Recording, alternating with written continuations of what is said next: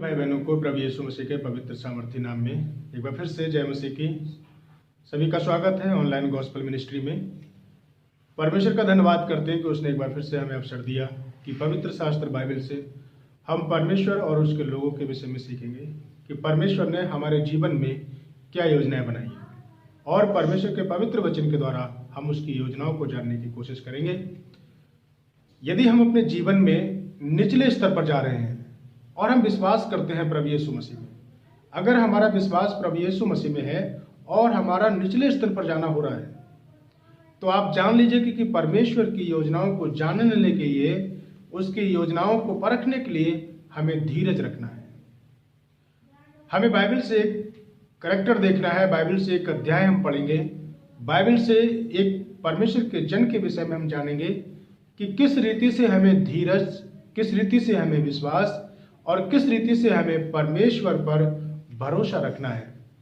यदि परमेश्वर की योजना है कि वो आपको उठाएगा, यदि परमेश्वर की योजना है कि वो आपको ऊंचा लेकर जाएगा, यदि परमेश्वर की योजना है कि आपके लिए वो एक अच्छा स्थान इस पृथ्वी पर देगा, तो आपको उसके लिए इंतजार करना पड़ेगा, धीरज रखनी पड़ेगी, धीरज रखना सीखना पड़ेगा।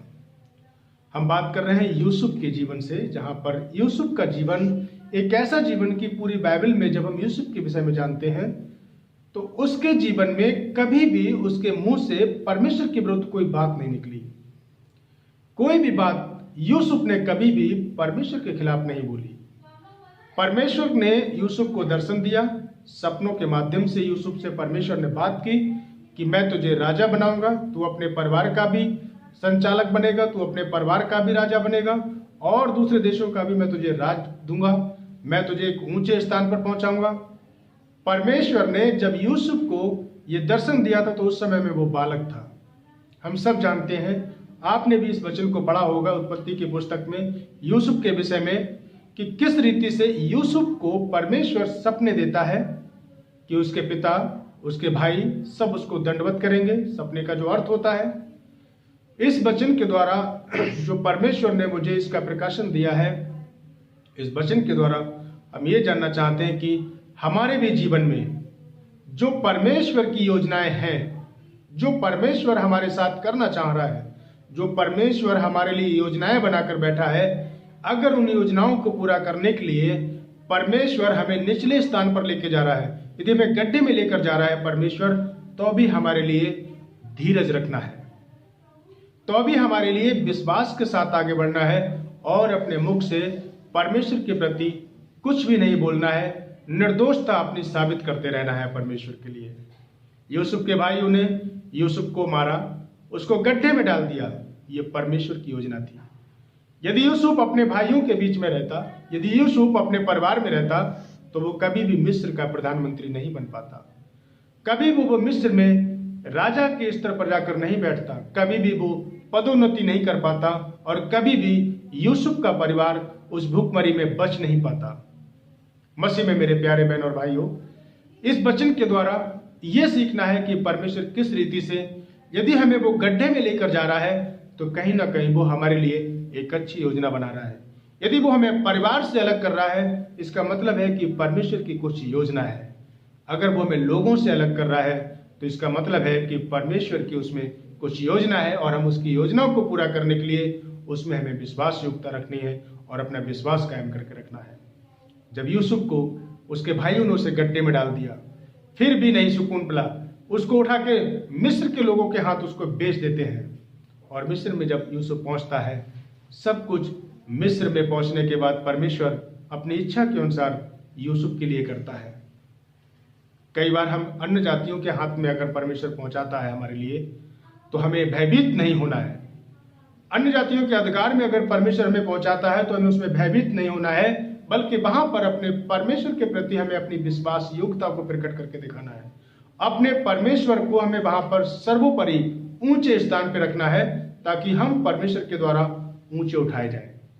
और यूसुफ के विषय में अगर हम देखते हैं कि यूसुफ जब मिस्र में पहुंचता है, सब जानते हैं, अगर हम इसको पढ़ते हैं, अर्थात अध्याय में यूसुफ के उत्पत्ति में भी लिखा हुआ है, और वहां पर परमेश्वर के प्रति यूसुफ वफादार बना रहा, निर्दोष बना रहा, धर्मी बना रहा, पवित्र जीवन उसने जिया और उसने कोई भी अपने मुख से अपराध नहीं किया कि जिसके द्वारा परमेश्वर उसको दोषी ठहराए।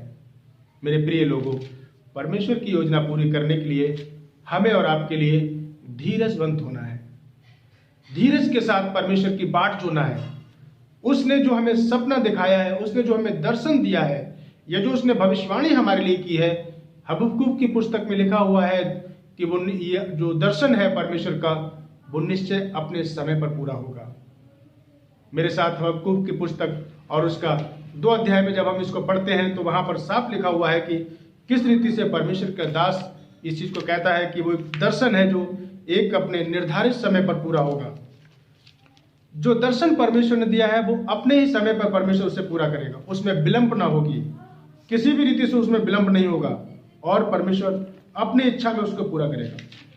अगर हम इसमें 2 अध्याय हबक्कूक की पुस्तक और उसके 3 वचन को पढ़ते हैं तो यहां पर लिखा हुआ है, क्योंकि यह दर्शन एक निर्धारित समय के लिए है। पढ़ दीजिए हबक्कूक की पुस्तक, क्योंकि दर्शन एक निर्धारित समय के लिए है, यह शीघ्र ही समय पर पूरा होगा और इसमें धोखा ना होगा, चाहे इसमें विलंब ही क्यों ना हो। परमेश्वर के काम में विलंब हो सकता है, परमेश्वर के काम करने में देर हो सकती है। परमेश्वर जो काम करेगा, जो दर्शन वो दिखा रहा है, वो अपने समय पर पूरा करेगा। मसीह में मेरे प्रिय भाई और बहनों, हमें धीरज रखनी है, यूसुफ की तरह हमें अपने आप में धीरज रखनी है। और जब वो वहां पर उसको पाप करने का पूरा मौका था, पूरे परिवार पर वो अपने अधिकार में रह रहा था, उसका सम्मान बढ़ाया गया था यूसुफ का। मिस्र के राजा ने उसको अपने से एक स्तर नीचा रखा था, एक राजगद्दी के अलावा छोड़कर सब कुछ यूसुफ के हाथ में कर दिया परमेश्वर ने, लेकिन उसने वो पाप नहीं किया। और वो कहता है, मेरे साथ निकालेंगे 39 अध्याय उत्पत्ति की पुस्तक और उसका 8 वचन जब हम इसको पढ़ते हैं, पढ़िए मेरे साथ। पर उसने अस्वीकार करते हुए अपने स्वामी की पत्नी से कहा, उसने पत्नी की बात को अस्वीकार किया, उसकी बात को उसने मना किया कि मैं तेरे साथ किसी भी प्रकार का कोई भी अपराध नहीं कर सकता। क्यों? क्योंकि मैं परमेश्वर के द्वारा बुलाया गया हूं, परमेश्वर ने मुझे ऊंची बुलाहट के लिए बुलाया है। परमेश्वर के दास ने, यूसुफ ने अपने सपनों को परमेश्वर के दर्शन के साथ मिला रखा था और वो इस दर्शन को जान रहा था कि ये जो बात परमेश्वर ने मुझे सपने में बचपन में मुझे बताई थी, जो मेरे बालकपन में मुझे समझाया था, मेरे जवानी के दिनों में परमेश्वर ने मुझे बताया था, ये निश्चय परमेश्वर इसको अपने समय में पूरा कर रहा है। और उसने पाप में गिरने की अपेक्षा और उसको, उसकी पत्नी को जो है मिस्र के राजा के समझाने का प्रयास किया और क्या कहा, सुन जो कुछ इस घर में है, सुन जो कुछ इस घर में है, मेरे हाथ में है, सब कुछ मेरे हाथ में है। उसे मेरे स्वामी कुछ नहीं जानते, उसको मेरा स्वामी कुछ नहीं जानता कि घर में क्या क्या है क्या नहीं है। सारी चीजें यूसुफ के हाथ में है, सारे नौकर, सारे चाकर, जितनी भी चीजें यूसुफ की है, मिस्र में राजा फिरौन की थी, वो सब कुछ जो थी वो यूसुफ के अंडर थी। सब यूसुफ का उन सारी चीजों पर अधिकार था। और जो सपना परमेश्वर यूसुफ को दिखा रहा था कि तू वहां पर राजा बनेगा मिस्र में, लोग तेरे सामने दंडवत करेंगे, तेरे माँ बाप तेरे सामने दंडवत करेंगे, यूसुफ ने उस बात को स्मरण रखा, यूसुफ ने उस बात को याद रखा और वो अपने दर्शन की ओर विश्वास युक्तता के साथ, पवित्रता के साथ बढ़ता गया। और उसने पोतीफर की पत्नी से कहा, और उसने अपना सब कुछ मेरे हाथ में सौंप दिया है, उसने अपना सब कुछ मेरे हाथ में सौंप दिया है। इस घर में मुझसे बड़ा कोई नहीं, इस घर में मुझसे बड़ा कोई नहीं है। और उसने तुझे छोड़ जो उसकी पत्नी है मुझसे कुछ नहीं रख छोड़ा। और वो इतना जानता था कि जो वहां का राजा था उसने मेरे लिए सब कुछ मेरे हाथ में कर दिया है सिवाय तेरे। और इसलिए राजा को इस चीज को नहीं मालूम है, लेकिन परमेश्वर को ही पता है कि मैं क्या करने जा रहा हूँ और किस लिए परमेश्वर ने मुझे बुलाया है। इसलिए भला है मैं ऐसी बड़ी दुष्टता करके परमेश्वर का अपराधी क्यों बनूं? मैं ऐसी बड़ी दुष्टता करके परमेश्वर का अपराधी क्यों बनूं? ये परमेश्वर का जो वचन है। और यूसुफ यहां पर कहता है कि मैं ऐसी बड़ी दुष्टता करके मैं उस दर्शन से क्यों पीछे हट जाऊं जो परमेश्वर ने मुझे दिया है। और वो कह रहा है मैं ऐसी बड़ी दुष्टता करके मैं परमेश्वर का अपराधी क्यों बन जाऊं जिस परमेश्वर ने मुझे सब कुछ तेरे लिए दे दिया है। आगे बढ़े। और ऐसा हुआ कि वह प्रतिदिन यूसुफ से बातें करती रही, पर उसने उसकी ना मानी। वो प्रतिदिन शैतान उसको गिराने की कोशिश करता रहा कि यूसुफ यहाँ पर अपराध में गिरे, पाप में गिरे, ताकि जो दर्शन परमेश्वर ने उसको दिया है वो दर्शन पूरा ना हो सके। प्रिय लोगों, इस बात को समझना है कि जब हम परमेश्वर में होते हैं, शैतान हमारी पल पल हमारी परीक्षा करता है, नई नई चीजों को, लुभानी चीजों को हमारे सामने लाकर डालता है, ताकि जो दर्शन परमेश्वर ने हमें दिया है, जो आशीष वो हमें देना चाह रहा है, वो आशीष हमें प्राप्त ना हो, बल्कि वो आशीष हमारे सामने से हट जाए। हमारे मन को बहकाएगा, हमारी चीजों को हटाएगा, हमारे परमेश्वर की ओर से हमारी नजर को हटाएगा। लेकिन हमें यूसुफ के समान पवित्रता में रहकर परमेश्वर की भली इच्छा को पूरा करने के लिए उन लुभानी चीजों को जिनमें शैतान हमें फंसाना चाहता है, हमें उनको ठुकरा देना है। हमें जान लेना है कि ये परमेश्वर की ओर से नहीं हो सकती, क्योंकि परमेश्वर ने मेरे दर्शन कुछ और दिया है। मसीह में प्रिय भाई और बहनों, एक दिन नहीं, बार बार ये काम पोतीपर की पत्नी यूसुफ के ऊपर शैतान के द्वारा, शैतान का आक्रमण था कि यूसुफ अपने दर्शन से वो हट जाए, परमेश्वर का विरोध करने लगे या परमेश्वर के प्रति वो अपराध करे। लेकिन यूसुफ कहता है कि मैं ऐसी बड़ी दुष्टता करके, मैं ऐसा बड़ा अपराध करके मैं परमेश्वर के प्रति गुनहगार क्यों ठहरूं, मैं परमेश्वर के प्रति क्यों अपराध करूं। मेरे प्रिय लोगों, परमेश्वर के इस वचन को समझना है। आज के सुबह में आपको इस वचन को जानना है कि हमें पवित्रताई का अपना जीवन जीना है।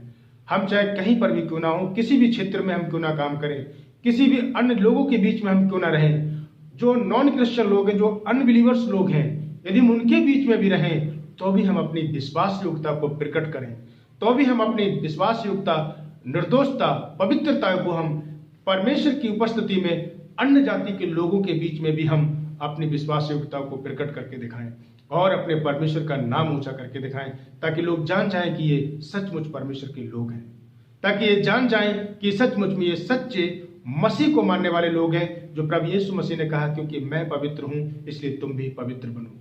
और यहाँ पर पवित्रताई का जो सबसे बड़ा, अगर हम बाइबल में देखते हैं तो सबसे बड़ा उदाहरण यूसुफ ने हमारे लिए यहाँ पर प्रकट करके दिया है कि किस रीति से उसने अपराध में गिरने से मना कर दिया, और एक बार नहीं, बार बार उसको मौका मिला कि वो अपराध कर सकता था, कि राजा को नहीं मालूम था, लेकिन वो ये जान रहा था कि जिस परमेश्वर ने मुझे मेरे भाइयों से अलग हटाकर, मेरे परिवार से अलग हटाकर मुझे यहाँ पहुंचाया है, तो वो मेरी विश्वास योग्यता को देख रहा है, मेरी पवित्रताई को वो देख कर लेकर आया है। यहाँ पर परमेश्वर के प्रति हमें वफादार होना है।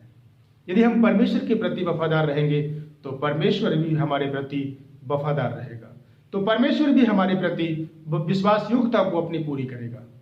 और जब परमेश्वर ने यहाँ पर यूसुफ की पवित्रताई को देखा तो यूसुफ को जेल में नहीं रहने दिया, बंदी गृह में नहीं रहने दिया। प्रिय लोगों, हम पवित्रताई के कारण बंदी गृह में जा सकते हैं, हम बंधन में बन सकते हैं, लेकिन परमेश्वर हमें वहां पर नहीं रहने देगा। और जब वहां से परमेश्वर हमें निकालेगा, जब बंदी गृह से परमेश्वर हमें निकालेगा, तो एक ऊंचा स्थान हमारे लिए परमेश्वर के द्वारा रखा गया है, जिसमें कि जिस रीति से यूसुफ को परमेश्वर ने कहा ऊंचा स्थान दिया, और बुलाकर उसी पोतीपर ने यूसुफ के लिए क्या कहा, जो परमेश्वर ने ठहराया था वही फिर पोतीपर को परमेश्वर के दास के लिए करना पड़ा। मेरे साथ निकालेंगे 41 अध्याय और उसके 38 वचन से पढ़ेंगे। उत्पत्ति 41 अध्याय उसके 38 वचन से। इसलिए फिरौन अपने कर्मचारियों से कहा, क्या हमको ऐसा पुरुष जैसा यह है जिसमें परमेश्वर की आत्मा रहता है, जिसमें परमेश्वर की आत्मा रहती है। ये बात समझना है कि परमेश्वर का वचन क्या कह रहा है कि जिसमें परमेश्वर की आत्मा रहती है। क्या आप जो विश्वास करते हैं, क्या परमेश्वर का आत्मा आप में रहता है? क्या प्रभु यीशु मसीह का वो पवित्र आत्मा, उसने कहा कि मैं जा रहा हूं, मैं तुम्हें एक सहायक दूंगा, मैं तुम्हें पवित्र आत्मा दूंगा जो तुम्हारी अगुवाई करेगा, जो तुम्हारे लिए ढांढस देगा, जो तुम्हारी सहायता करेगा, जो तुम्हें प्रार्थना करना सिखाएगा और जो तुम्हें पवित्रताई में रहना सिखाएगा। परमेश्वर का वचन कह रहा है, जब यूसुफ को गड्ढे से बाहर निकाल कर लेकर आया, परमेश्वर ने जब उसको वहां से उभारा, तब सीधे परमेश्वर के दास की, यूसुफ की वहां पर वही राजा जिसने उसको जेल में डाला, वो उसकी तारीफ कर रहा है और कह रहा है, क्या यूसुफ के समान क्या हमें कोई और पुरुष ऐसा मिल सकता है कि जो पवित्रताई में रहता हो? यदि उसने उस समय में अपराध किया होता तो परमेश्वर की दृष्टि में भी गिर गया होता और फिरौन की नजरों में भी वो गिरा हुआ होता। और उसकी ऐसी बड़ी गवाही नहीं मिलती जिसका आज हम सुसमाचार प्रचार कर रहे हैं, जिसका आज हम लोग वर्णन सुनते हैं बाइबल के अंदर, कि यूसुफ के जैसे नम्रता के साथ, दीनता के साथ, विश्वास योग्यता के साथ और निर्दोषता के साथ, पवित्रताई के साथ जीवन बिताने वाला कोई व्यक्ति नहीं था, जिसने अपनी जवानी के दिनों में परमेश्वर को स्मरण करा। इसलिए सपोपदेशक में लिखा हुआ है कि हे जवान, अपनी जवानी के दिनों को स्मरण कर। हमें अपनी जवानी के दिनों में अपने एक एक कदम को परमेश्वर के प्रति वफादारी के साथ लेकर चलना है। और यहां पर फिरौन कह रहा है, क्या हमको इसके समान कोई और मनुष्य पा सकते हैं? क्या हम इसके समान कोई और मनुष्य पा सकते हैं जिसमें परमेश्वर का आत्मा रहता हो? क्या परमेश्वर का आत्मा वो आपके अंदर रह रहा है? क्या वो परमेश्वर का आत्मा हमारे विश्वासियों के अंदर वो है, जो कि परमेश्वर का वचन हमारे प्रति गवाही दे कि इसमें परमेश्वर का आत्मा है? और यहां पर फिरौन क्या कह रहा है, आगे पढ़े। फिर फिरौन ने यूसुफ से कहा, परमेश्वर ने जो तुझे इतना ज्ञान दिया है, परमेश्वर ने जो तुझे इतना ज्ञान दिया है, एक अन्य जाति का व्यक्ति जो परमेश्वर को नहीं जान रहा है, जो परमेश्वर के प्रति कुछ नहीं जानता है, वो परमेश्वर के विषय में, परमेश्वर के दास के विषय में, परमेश्वर के लोगों के विषय में वो कह रहा है कि तुझ जैसा व्यक्ति जो इतना ज्ञान रखता हो कि तेरे तुल्य कोई समझदार और बुद्धिमान नहीं। तेरे तुल्य कोई और समझदार और कोई बुद्धिमान नहीं है। मसीह में मेरे प्यारे बहन और भाइयों, क्या आपकी गवाही क्या है? आपकी क्या गवाही है? कौन अन्य जाति का लोग आपके विश्वास योग्यता की गवाही देने के लिए खड़ा है? पवित्रताई के विषय में गवाही देने के लिए खड़ा है कि देखो, आपके समान, मसीह लोगों के समान कोई ऐसा व्यक्ति नहीं हो सकता जो कि अपराधों में गिरा हुआ ना हो, पापों में गिरा हुआ ना हो। हमारे लिए अपनी गवाही को खड़ी करना है। आज वो समय आ पहुंचा है कि हम अपनी गवाही को यूसुफ के समान, अपनी की अन्य जाति के लोग हमारी गवाही दें और कहें कि फिरौन ने कहा कि जबकि परमेश्वर ने तुझे सब बातों में बदला दी है, तेरे समान ऐसा बुद्धिमान और समझदार कोई नहीं है। मसीह में प्रिय भाई और बहनों, एक अन्य जाति का व्यक्ति यूसुफ की गवाही दे रहा है कि तेरे समान ऐसा कोई व्यक्ति नहीं है कि जिसमें परमेश्वर का आत्मा रहता हो। तेरे समान ऐसा कोई व्यक्ति नहीं है जो कि इतना बड़ा बुद्धिमान हो। हम क्या हैं और हमारी पहचान क्या है अन्य जातियों में? आज ये हमें समझना है।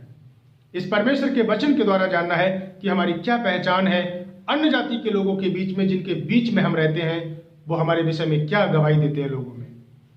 वो क्या हमारी नशेड़ी के रूप में गवाही देते हैं या हमारी गाली देने वालों के लिए गवाही देते हैं? किन चीजों की अन्य जाति के लोग आपकी और हमारी सबकी गवाही देते हैं? मसीह लोगों की। अपनी गवाही को संभाल के रखना है कि अन्य जाति के लोग हमारे विश्वास योग्यता की, पवित्रताई की, अन्य जाति के लोग भी गवाही दे सके। और फिर फिरौन कहता है, आगे पढ़े, इस कारण तू मेरे घर का अधिकारी होगा। इस कारण तू मेरे घर का अधिकारी होगा और तेरी आज्ञा के अनुसार मेरी सारी प्रजा चलेगी। केवल राजगद्दी के विषय में मैं तुझसे बड़ा ठहरूंगा और सारी चीजों के ऊपर तेरा अधिकार होगा। हर एक चीज के ऊपर तेरा अधिकार होगा। जिस राजा ने उठा के उसको दंडल में डाला था, जिस राजा ने यूसुफ को उठाकर जेल में डाला था, वही राजा अपनी हाथ की अंगूठी निकालकर और सम्मान के साथ सब लोगों में यूसुफ का मान सम्मान बढ़ाता है। एक पवित्रताई के कारण यूसुफ का मान सम्मान बढ़ता है कि उसने परमेश्वर को नीचे नहीं गिरने दिया, उसने परमेश्वर को ऊंचा उठाया, तो परमेश्वर ने गड्ढे से निकालकर यूसुफ को ऊंचा उठाया। उस परमेश्वर ने यूसुफ के लिए फिर ऊंचा उठा दिया। मेरे प्रिय लोगों, हम परमेश्वर को ऊंचा उठाते हैं। हम परमेश्वर को जितना ऊंचा उठाएंगे, हमें परमेश्वर उतना ऊंचा उठाता जाएगा। हम परमेश्वर को जितना नीचे करेंगे अन्य जातियों के बीच में, हम उनके अन्य जातियों के बीच में उतने ही नीचे होते चले जाएंगे। भटक जाएंगे, हम तितर बितर हो जाएंगे, निंदा का कारण बन जाएंगे। आपको ये बात को समझना है। मसीह में मेरे प्यारे भाइयों बहनों, परमेश्वर का वचन कहता है, फिर उसके बाद में 42 अध्याय में जब हम देखते हैं तो वहां लिखा हुआ है कि गले की माला उतारकर वस्त्र बढ़िया पहनाकर और अपने हाथ की अंगूठी भी यूसुफ को क्या कर दी? उसने पहना दी। और पूरे राज में अपने रथ पर बैठालकर यूसुफ को उसने घुमाकर उसका मान सम्मान बढ़ाया। हम अपने परमेश्वर का मान सम्मान बढ़ाएं अन्य जाति के घरों में पहुंचकर हम जिस स्थान पर हैं, अन्य जातियों के बीच में अगर हम हैं, वहां पर हमें अपने परमेश्वर का मान बढ़ाना है, परमेश्वर को हमें अपने ऊंचा करना है, हमें अपने परमेश्वर का सम्मान बढ़ाना है। जब हम अपने परमेश्वर को ऊंचा उठाएंगे तब परमेश्वर भी हमें अन्य जातियों के बीच में ऊपर उठाएगा। पढ़ेंगे मेरे साथ इस वचन को आगे 41 से लेकर। तब फिरौन ने अपने हाथ से अंगूठी निकाल के यूसुफ के हाथ में पहना दी और उसको बढ़िया मलमल के वस्त्र पहनवा दिए और उसके गले में सोने की जंजीर डाल दी और उसको अपने दूसरे रथ पर चढ़वाया और लोग उसके आगे यह प्रचार करते चले कि घुटने टेक कर दंडवत करो। घुटने टेक कर दंडवत करो। एक ऐसे व्यक्ति जो गड्ढे से निकल कर आया, जिसके परिवार के लोगों ने, उसके भाई लोगों ने उसको गड्ढे में फेंका, दूसरे लोगों के हाथ वो बेचा गया, लेकिन वो योजना परमेश्वर की थी। यदि आज हम गड्ढे में होकर जा रहे हैं, आज हम अगर कठिनाइयों का सामना कर रहे हैं, मसीह जीवन में विश्वास योग्यता के साथ बढ़ रहे हैं, तो परमेश्वर हमारे लिए एक ऊंचा इनाम रखे हुए हैं। वो उन्हीं लोगों के बीच में हमारा मान सम्मान बढ़ाएगा कि जिन लोगों के बीच में हमारा अपमान हुआ है। उन्हीं लोगों के बीच में परमेश्वर हमारे लिए ऊंचा उठाएगा कि जिनके बीच में हमारा अपमान और तिरस्कार हुआ है। बस हमें अपने परमेश्वर को ऊंचा उठाना है। परमेश्वर को जब हम अपना ऊंचा उठाएंगे, इस पवित्र शास्त्र को जब हम ऊंचा उठाएंगे, तब परमेश्वर भी हमारे लिए ऊंचा उठाएगा। परमेश्वर के वचन को जब हम ऊंचे स्थान पर रखेंगे, तो परमेश्वर भी हमारे लिए ऊंचा स्थान देगा। और यूसुफ, वही यूसुफ जो उसके राजा के घर में जेल में बंद था, वही यूसुफ जो अत्याचार जिस पर सहे गए थे, वही यूसुफ जिसके ऊपर बदनामी का धब्बा लगा था, वही यूसुफ के सामने पूरे राज्य के लोग घुटने टेक कर दंडवत करने लगे। ये सब परमेश्वर के द्वारा हुआ, क्योंकि उसने एक ही बात कही थी कि मैं परमेश्वर के प्रति अपराधी नहीं ठहरूंगा। फिर मैं ऐसा करके अपराध करके परमेश्वर के प्रति क्यों अपराधी ठहरूं?